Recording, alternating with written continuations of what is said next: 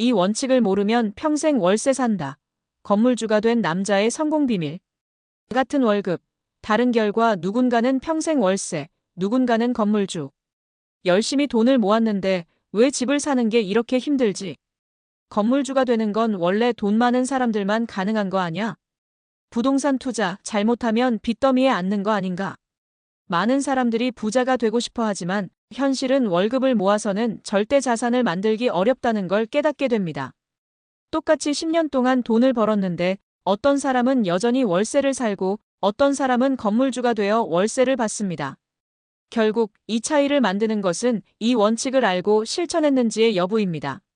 오늘은 월급쟁이에서 시작해 건물주가 된 남자의 성공 비밀을 공개합니다. 그가 실천한 핵심 원칙 3가지와 실제 사례를 통해 누구나 부동산 자산을 만들 수 있다는 걸 보여드리겠습니다. 1. 건물주가 된 사람들은 알고 있는 3가지 필수 원칙. 부자가 된 사람들은 부동산을 바라보는 관점부터 다릅니다. 대부분 사람들은 집을 사는 것이 목표지만 진짜 부자들은 자산을 만드는 것을 목표로 합니다. 1. 집을 사는 것이 아니라 돈이 되는 부동산을 사야 한다. 평범한 사람, 내가 살 집부터 마련해야지.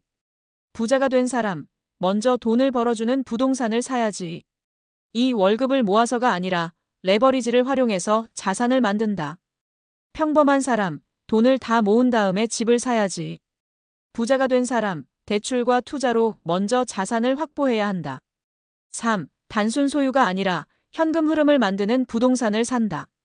평범한 사람, 집값 오르면 나중에 팔아야지. 부자가 된 사람, 집이 아니라 매달 현금을 벌어주는 자산을 사야지. 이제 실제 사례를 통해 이 원칙들이 어떻게 현실에서 적용되는지 살펴보겠습니다. 2.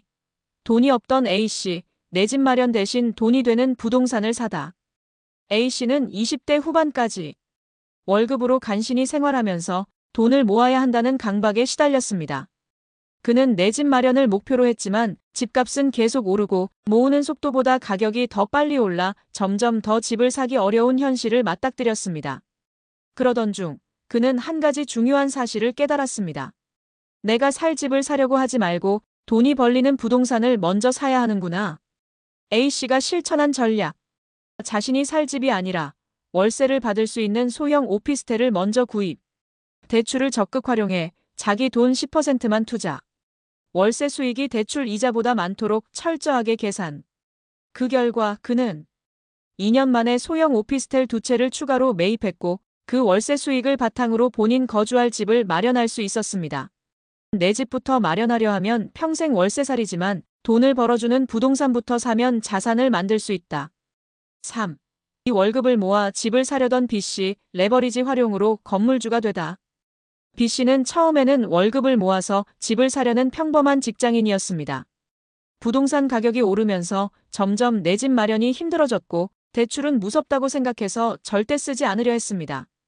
그런데 그는 한 강연에서 레버리지를 활용해야 부자가 된다는 말을 듣고 충격을 받았습니다.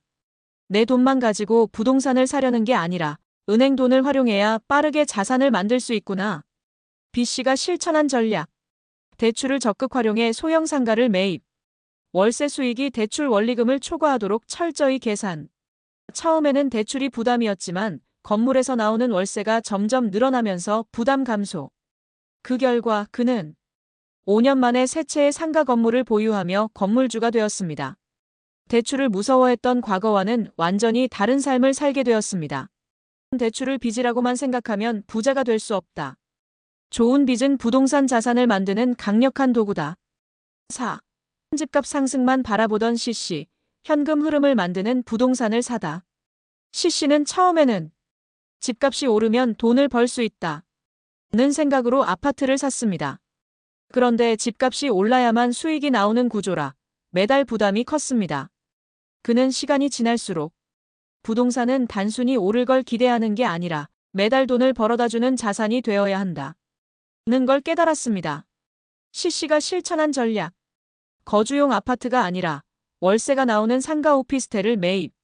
임대 수익이 안정적인 지역을 선정해 꾸준히 현금 흐름 확보.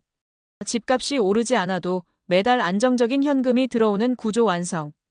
그 결과 그는 직장 월급 외에도 월세 수익만으로 생활할 수 있게 되었고 더 이상 집값 등락에 신경 쓰지 않는 경제적 자유를 얻었습니다. 부동산은 단순한 가치 상승이 아니라 매달 돈이 들어오는 자산으로 활용해야 한다. 5.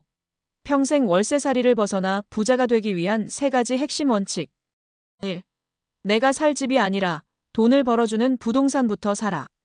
집값 상승을 기다리지 말고 월세 수익이 나오는 자산을 먼저 확보해야 한다. 2. 대출을 두려워하지 말고 좋은 빚을 활용하라. 무조건 빚을 피하는 게 아니라 현금 흐름을 만들어주는 대출을 사용해야 한다. 3.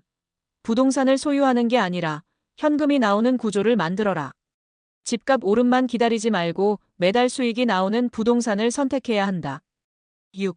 이 원칙을 모르면 평생 월세 산다.